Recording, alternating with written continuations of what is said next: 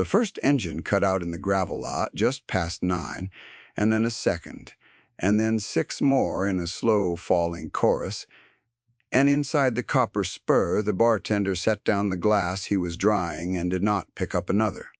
Through the window, the chrome caught the sodium light in hard white lines. Leather moved toward the door. Dale Hutchins watched the shapes cross the lot and felt his stomach drop the way it had not dropped in years, and his hand found the edge of the bar and held it. He had served these men before. He knew their faces, their order, the way the big one always asked for water first and whiskey second. He knew that none of them had ever raised a voice in this room. None of that mattered tonight, because earlier that afternoon, a man in a pressed gray suit had stood where Dale was standing now and told him exactly what would happen if those men were ever poured another drink under this roof. The door swung open, cold air and exhaust came in with them. Dale kept his hands flat on the barwood and said nothing, and the silence that came down over the copper spur was immediate and suffocating. The man at the front was wide through the shoulders, gray in the beard, a death's head patch, and the word President, stitched in faded thread across a black leather cut.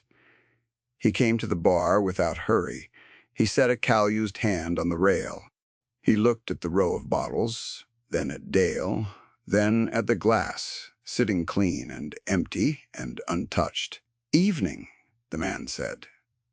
His voice was a low gravel rumble that Dale felt more than heard. 8 waters. Same as always. Dale did not move. His mouth had gone dry. He looked at the bottle of rye on the shelf and could not make his arm reach for it. And the longer he stood frozen, the more the truth of the afternoon pressed down on him like a hand at the back of his neck. "I can't," Dale said. The words came out cracked. "I'm sorry. I can't serve you.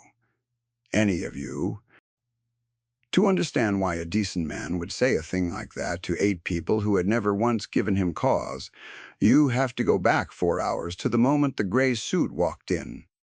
The copper spur sat at the edge of a town called Mercer Falls, where the highway widened before it climbed into the foothills, and where the only things still open after dark were the gas station, the all-night laundromat, and the bar. Dale had tended that bar for 19 years. He had not owned it for any of them. The deed belonged to a man named Royce Audley, and for most of those 19 years Royce had been a name on a lease and a check. Dale mailed on the first, nothing more. Dale was 51. He was lean and stooped at the shoulders from decades of leaning across a bar. To hear men talk with thinning, sandy hair gone gray at the temples and a face that had learned to give nothing away. He had a daughter in nursing school 2 states east, and an ex-wife who still called on his birthday, and a small apartment over the hardware store that he could afford because the bar paid steady. Steady was the whole of what Dale asked from his life. Steady was the thing the gray suit had come to take. Royce Audley had inherited the copper spur and 4 other properties when his father died, and where the father had been content to collect rent, the son had ambitions. Dale had heard the rumors for months. There was a developer sniffing at the whole strip along the highway, a plan to flatten the laundromat and the bar and put up a row of storage units and a drive-through coffee stand. The kind of thing that printed money while a man slept. The only problem was the lease. The old man had written Dale's father a lease 40 years back, a strange and generous thing, and when Dale's father passed, it had rolled to Dale, and it ran another 6 years and could not be broken for rent paid on time. Royce could not sell clean property with a sitting tenant on an iron lease, so Royce had come to make Dale want to leave. He came at 5 before the evening crowd, in a suit the color of wet slate, and shoes that had never touched gravel before that lot. He was younger than Dale by 15 years, smooth-shaven, with the soft hands and the easy confidence of a man who had never once been told no by anybody who mattered. He sat at the bar like he was doing it a favor and asked for a sparkling water, and when Dale set it down, he smiled the way a man smiles before he says something he has rehearsed. Dale, good to finally put a face to the checks. Royce turned the glass a quarter turn. I'll be direct because I respect your time. I need this building empty by spring. I'm prepared to be generous about it, Dale said. The lease ran 6 more years. The lease runs as long as the terms hold, Royce said. And the terms are about to get complicated. He took a slow sip. You serve a certain clientele here, motorcycle people. I drove past last Friday and counted 11 bikes in that lot. Now you and I both know what those clubs are. I made some calls. My insurance carrier doesn't love it. My lawyer loves it even less. So here is the simple version. As of today, you do not serve them, not one drink. You turn them away at the door every time, no exceptions. And if you do serve them, you'll be in violation of the conduct clause in that lease you're so proud of, and I will have you out by summer with nothing. Dale stood very still. There's no conduct clause. There's whatever my lawyer says there is, and he says it beautifully. And you can spend the 6 years and the $40,000 you don't have finding out he's right. Royce stood, buttoned his jacket, left the water half finished. Turn them away tonight. I'll have someone watching to be sure. Make it easy on yourself, Dale. These are not the kind of men you want to disappoint, but they are also not the kind of men anyone will blame you for turning out. Everybody understands.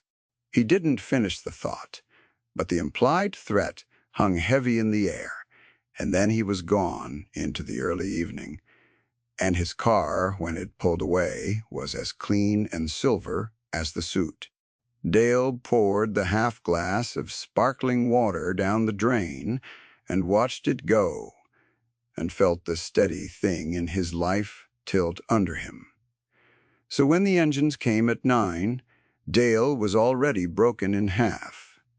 Half of him knew these men. The other half could see the apartment over the hardware store, and the lease in the drawer, and his daughter's tuition, and the careful arithmetic of a careful life, all of it balanced on whether he reached for a bottle. And he could not make himself reach. I can't serve you, he said again, quieter. The big man with the gray beard did not move. His eyes did not narrow. He simply looked at Dale for a long moment, the way a man looks at a wall that has appeared where a door used to be, and the room behind him stayed silent.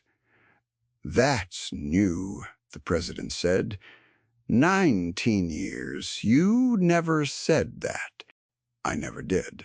Somebody tell you to. Dale's throat worked. He thought about lying. He had spent his whole life keeping his face flat across this bar, and he found that he could not do it now, not to this man. I'd lose the bar, Dale said. That's the long and short of it. I'd lose everything I've got if I pour you that drink.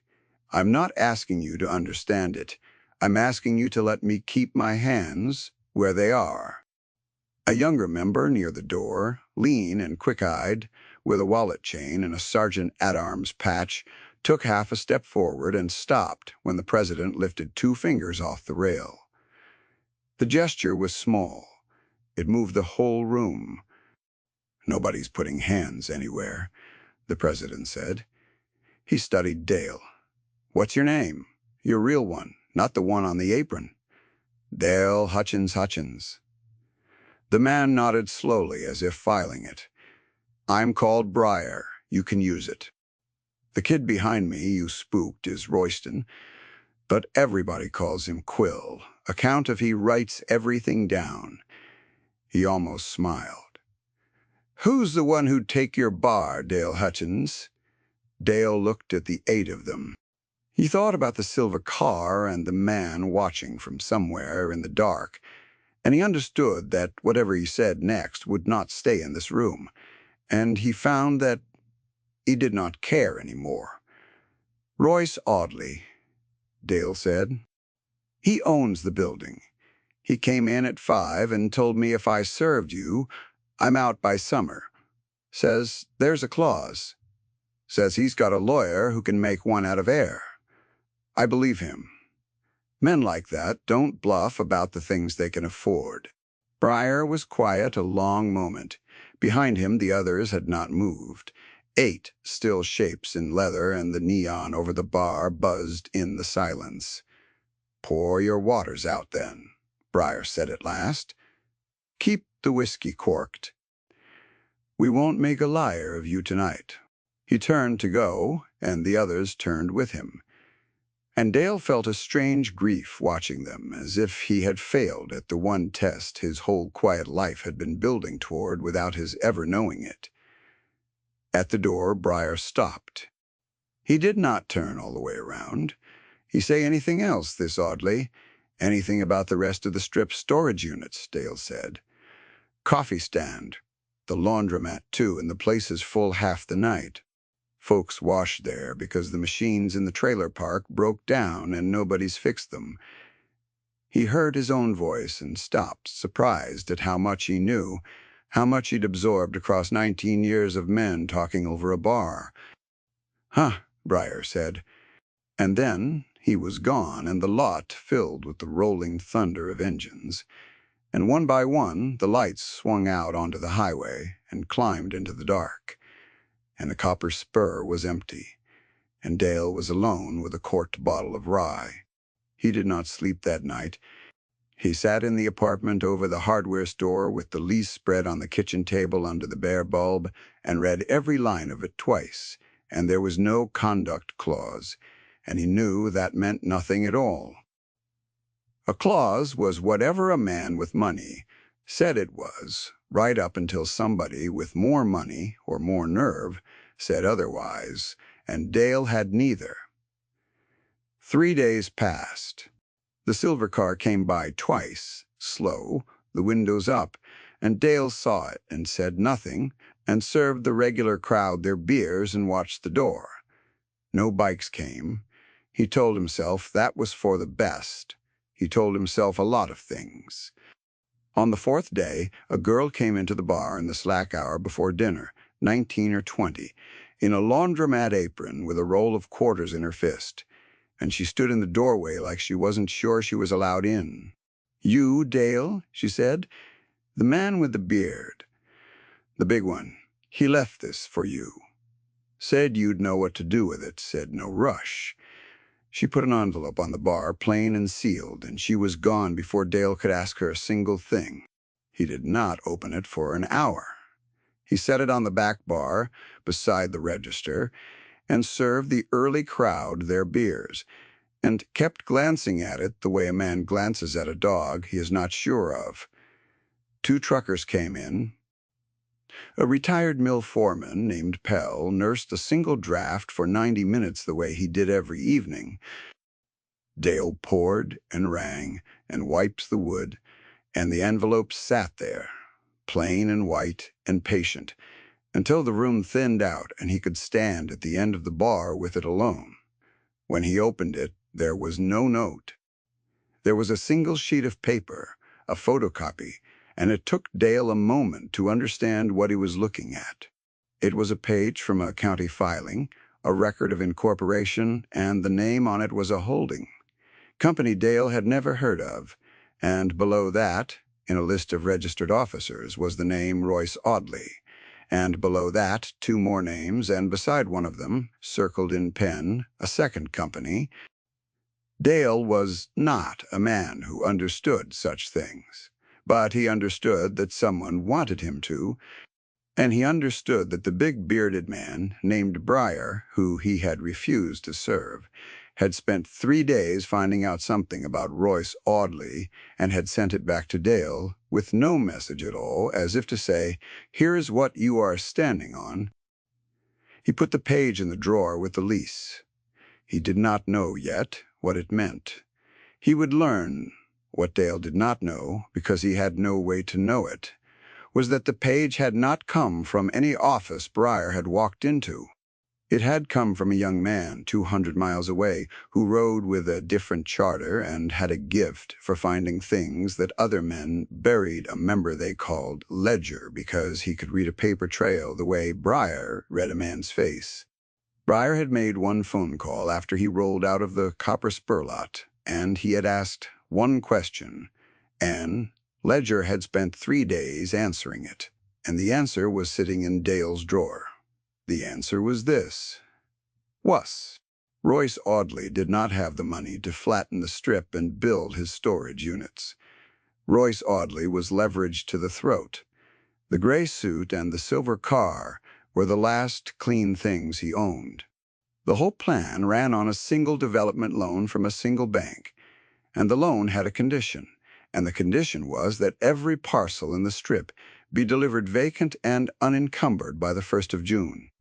One sitting tenant on an iron lease, one stubborn man behind a bar, and the loan collapsed, the bank pulled the financing, and Royce Audley went from a man with 5 buildings to a man drowning in a debt his father's name could no longer cover. Royce had not come to the Copper Spur because he disliked motorcycles. Royce had come because Dale Hutchins, 51 years old and stooped at the shoulders, was the only thing standing between him and ruin, and Royce had decided the cheapest way to move him was fear. Dale learned all of this slowly over the next 2 weeks in pieces, because Briar did not believe in handing a man the whole thing at once. The girl from the laundromat came again, and once a grease-stained kid from the gas station, and once Quill himself, who slid onto a stool and ordered a black coffee and talked for 20 minutes about nothing while leaving another sealed page on the bar, and each page was a piece of the same picture. The loan, the condition, the deadline, the desperation under the silver paint. Why? Dale finally asked Quill, the 3rd time unable to hold it. Why is he doing this, your people? I turned you out. I poured your water down the sink. Quill looked at him with those quick eyes. He was maybe 28, with a sharp jaw and an old burn scar along one forearm and a way of going very still before he said anything that mattered. He let the question sit a moment. Outside, a truck downshifted on the grade and the sound rose and fell. He wrapped both hands around the coffee cup like a man warming them in winter, though the night was mild. You think we left mad, Quill said. It wasn't a question. Briar didn't leave mad. Briar left thinking. There's a difference, and most people never learn it. He turned his coffee cup a slow quarter turn, the same gesture Royce had made with the water. Dale felt the hair rise on his arms at how different the same motion could be in 2 different hands. You stood there with your whole life on the line, and you didn't lie to us. You could have said you were closed. You could have said the till was down. You could have blamed the health inspector or a busted tap or anything at all, and we'd have nodded and rolled out and never known the difference. You told us the truth, and you asked us to let you keep your hands still.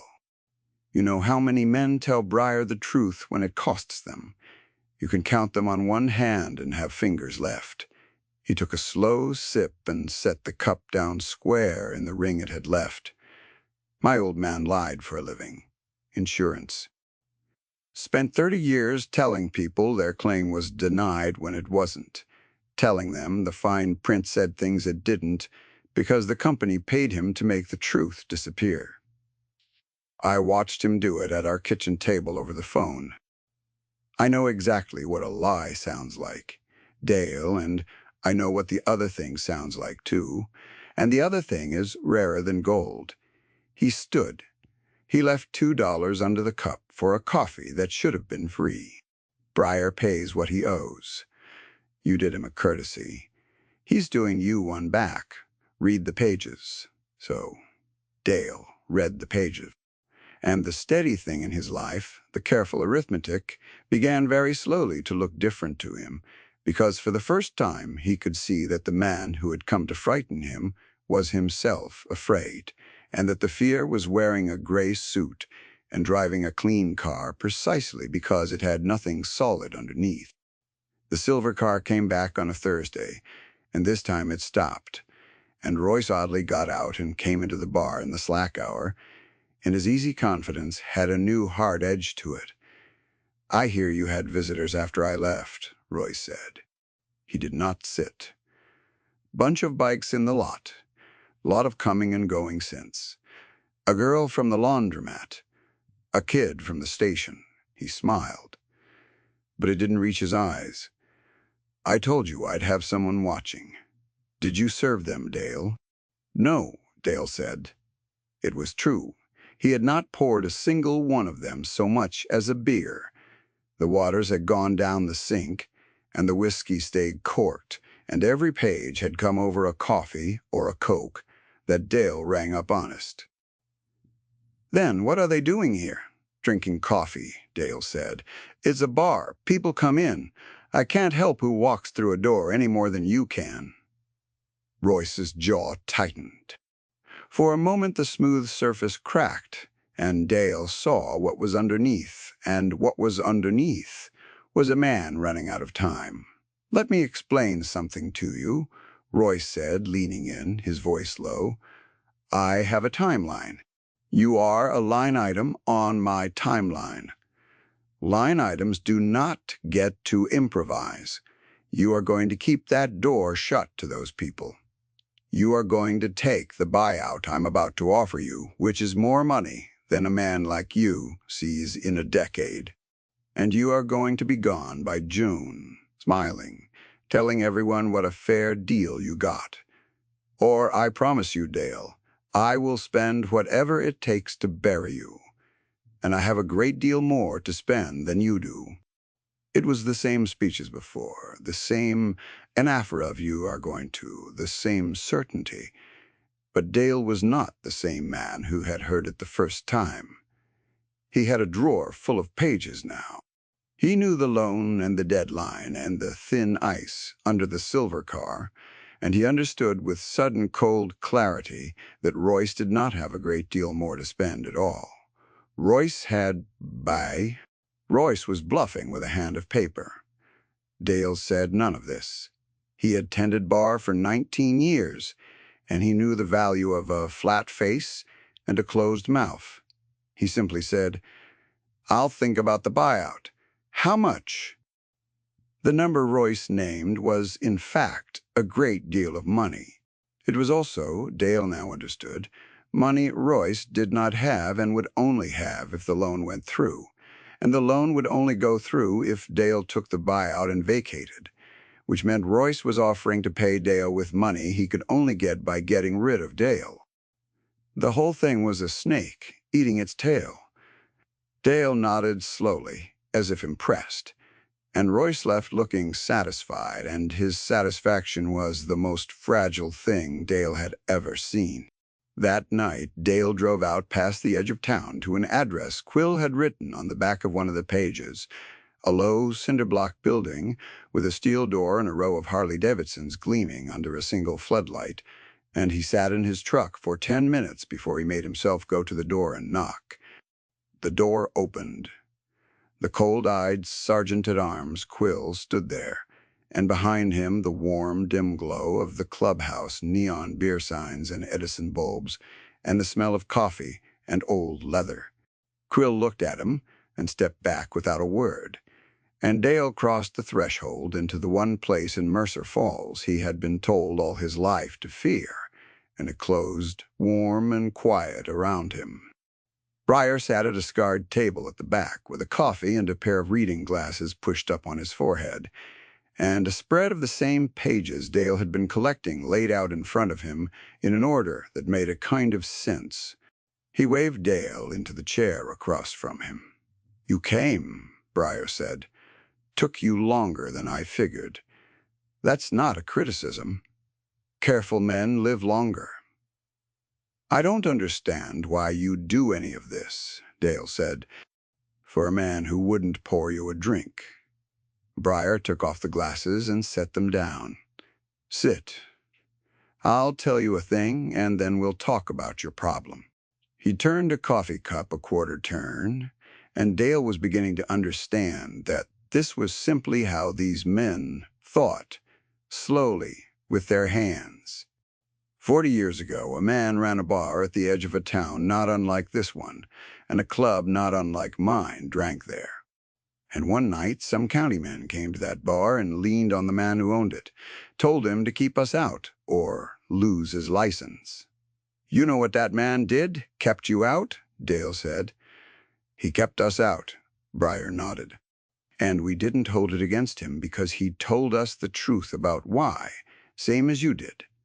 A man who lies to your face to save himself, you can't trust. A man who tells you the truth, even though it costs him, that man you can build something on. He leaned back. That bar owner. He had a kid work the floor. Young fella, maybe 19, used to sweep up after we left. That kid grew up. That kid is sitting across from you in a leather cut with the word President on it. Dale was quiet. I don't forget who tells me the truth, Dale Hutchins, and I surely don't forget who gets leaned on by men in suits for letting us drink.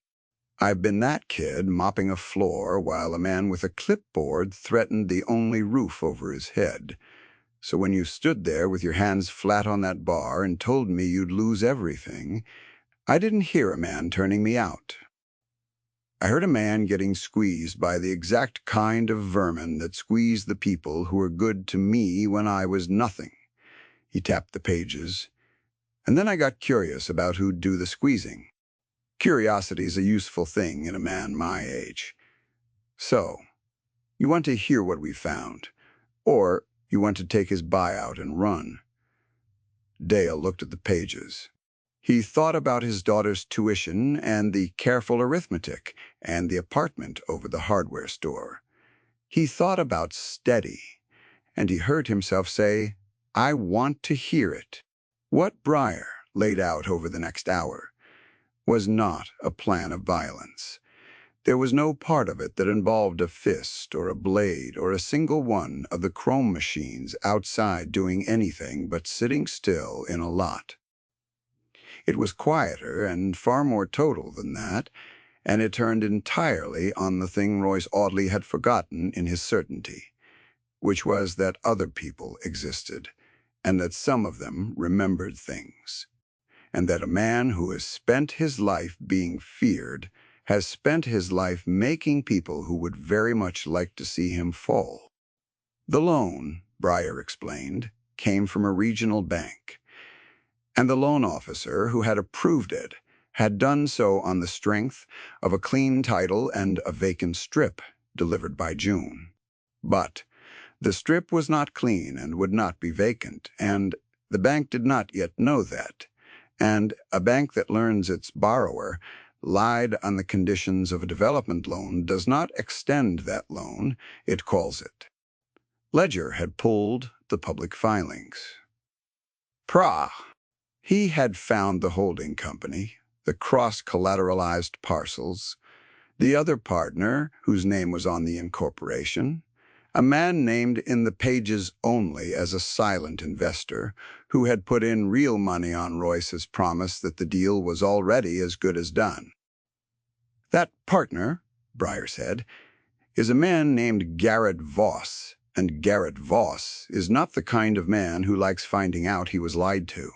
He runs 3 car dealerships and a chunk of the county fairgrounds, and he gave Royce Audley $400,000 on a handshake and a lie. Voss doesn't know the lease can't be broken. Voss doesn't know you exist. Royce has been telling his investor for 6 months that the tenant's already gone. Briar slid a page across. Here's the email Royce sent him in March. Ledger found it in a forwarded chain. Read the second paragraph. Dale read it. In the second paragraph, In Royce Audley's own confident words was the assurance that the bar's lease had already been quietly terminated and the tenant relocated, and that the strip would be delivered vacant well ahead of the deadline. It was a lie, put down in writing to the one man who had given Royce real money. It was a noose Royce had tied himself and handed to a stranger. "You don't have to do a thing, Dale," Breyer said. "That's the beauty of it. You don't have to threaten him. You don't have to break a window or raise a hand. You just have to not leave. You hold that lease and you stay behind that bar, and June comes and the strip isn't vacant, and the bank wants to know why, and Voss wants to know where his 400,000 went and why he was told a thing that wasn't true. Royce's whole house is built on you being gone. So don't be gone. That's all. That's the entire thing." Dale sat with it. "And if he comes at me, the clause, the lawyer." "There's no clause," Breyer said. "You know, there's no clause. A bluff only works on a man who can't afford to call it. We can afford to call it. The day his lawyer files anything, Voss gets a copy of that email and a phone call from somebody who knew his daddy, and Royce Audley's lawyer stops returning his calls because there's no fee big enough to defend a man whose own investor wants his head." He put his glasses back on. "You wanted to know why we'd do this for a man who wouldn't pour us a drink. We're not doing it for the drink, Dale. We're doing it because somebody did it for us once, and the only way to pay a thing like that back is to pay it forward. And you walked into a corner and told the truth instead of selling us out to save yourself. That bought you something. You just didn't know what." Dale drove home that night and did not feel afraid for the first time in 2 weeks. He felt the steady thing settle back under him, heavier and stranger than before. Anchored now not to a lease in a drawer, but to a scarred table in a cinder-block room, and a man who turned coffee cups a quarter turn while he thought. The trap took 5 weeks to close, and Dale's only part in it was to do nothing, which was the hardest thing he had ever been asked to do. Royce came twice more with the buyout, the number climbing each time, his confidence fraying at the edges as the calendar turned toward June, and the man behind the bar would not say yes and would not say no. He brought the lawyer's letter on the second visit, 3 pages of dense paragraphs alleging the conduct clause, and Dale read it slowly and set it down and said he'd have his own lawyer look at it, which was a bluff of his own, because Dale did not have a lawyer. But Royce did not know that, and the not knowing worked on him. And Dale watched the gray suit grow a little less crisp each time, the shoes a little less polished, the easy confidence curdling into something tight and sleepless. What Royce did not know was that on the day the lawyer's letter arrived, a copy of a certain email from March had arrived in the inbox of a man named Garrett Voss, sent from no address that could be traced, with no message attached and none needed. And that Garrett Voss had read the second paragraph, and then read the public county filing that showed the lease unbroken and the tenant very much in place, and had understood in the space of 90 seconds that he had been lied to about $400,000 by a man in a gray suit. The end did not come at the Copper Spur. Dale only heard about it after, in pieces, the way he had heard about everything, over coffees and cokes. But he could see it whole in his mind, because he had come to understand the man in the suit well enough to know exactly how he would fold.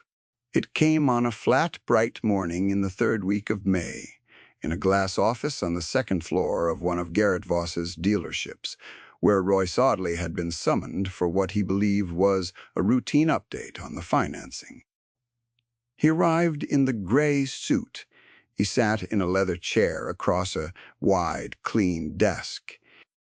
And Garrett Voss, a heavy, quiet man who had built 3 dealerships by knowing exactly when a deal had gone bad, slid a printed copy of the March email across the desk and asked Royce to read the second paragraph aloud. Royce did not read it aloud. Royce went the color of the paper. And in that bright, clean office, surrounded by the polished glass and chrome of a world he had always assumed would protect him, Royce oddly discovered that institutional power, money, connections, the whole armor he had worn his entire life, was made of exactly nothing the moment the one man he had lied to. Voss did not raise his voice. Men like Voss never have to.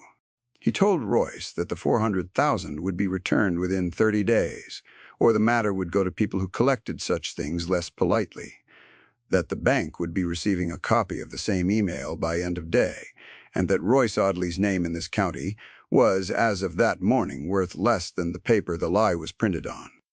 Then he had Royce walked out, and Royce came out of the glass building into the flat, blinding May sunlight, and his silver car was sitting in the lot exactly where he had left it, clean and bright, and already not his, because by the end of the month it would be sold to cover a fraction of what he owed. The bank called the loan. The development died. The other parcels Royce had cross-collateralized, fell one after another, and the man who had walked into the copper spur with the easy confidence of someone who had never been told no by anybody who mattered, spent that summer learning, finally, what no sounded like, over and over, from lawyers and bankers, and a quiet, heavy man who wanted his money back. Dale Hutchins never saw Royce Audley again.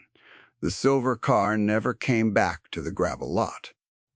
In July, a letter arrived from a property management company informing Dale that the copper spur and the building it sat in had been sold as part of a distressed portfolio to a new owner, and that the terms of all existing leases would be honored in full. Dale read it twice. The new owner was a holding company, and Dale did not recognize the name, and it was only weeks later, when the first rent invoice came due, and he saw the mailing address, that he understood the building had been bought by people who turned coffee cups, a quarter turn, while they thought. His iron lease, with its 40-year roots and its 6 remaining years, would never be threatened by anyone again. He did not learn this from a letter. He learned it the way he learned everything that mattered now, in the dim, warm light of a cinder-block room with a steel door. The engines came again on a Friday night in late summer, 8 of them, falling silent in the gravel lot, one after another, and Dale stood behind the bar and felt his heart lift instead of drop. The door swung open, cold air and exhaust. Leather. Briar at the front, gray in the beard, the death's head patch, President in faded thread.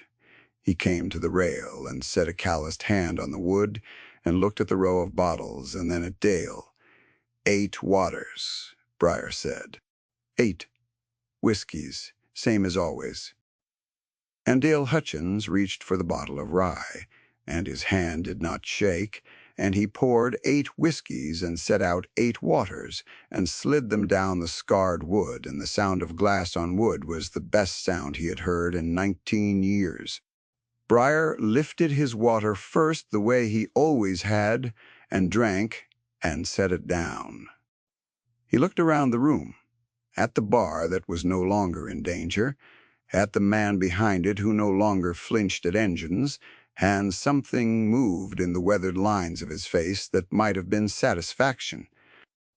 "You know," Briar said, "we own the roof over your head now." "Technically, I heard," Dale said. "That doesn't make you ours. We don't own people." Briar turned the water glass a quarter turn. "But it means nobody leans on you again without leaning on us first. And nobody's that stupid twice in one county." He picked up the whiskey. "There's a difference between a man who serves you because he's scared not to, and a man who serves you because he wants to. I drank in this place for 19 years thinking it was the first kind. Turns out it was always the second. You just hadn't been tested yet. He drank. Now you have. Dale did not have words for what that meant to him. So he did what these men had taught him without ever saying so, was the only language that counted. He set a fresh coffee in front of Quill, who hadn't asked for one, and he topped Briar's water before it was half gone, and he stood behind his bar in the warm neon glow and served the men he had once been too afraid to serve, and the serving felt like the freest thing he had ever done. Outside, the chrome caught the streetlight in hard, bright lines. 8 machines standing in formation in a lot that no longer belonged to a man in a gray suit. Inside, the neon buzzed and the coffee steamed and the whiskey caught the light, amber and warm. And Dale Hutchins, 51 years old, stooped at the shoulders 19 years behind the same bar, dried a glass and set it where it belonged, and reached for the next one, a man who had finally stopped counting what every motion might cost him.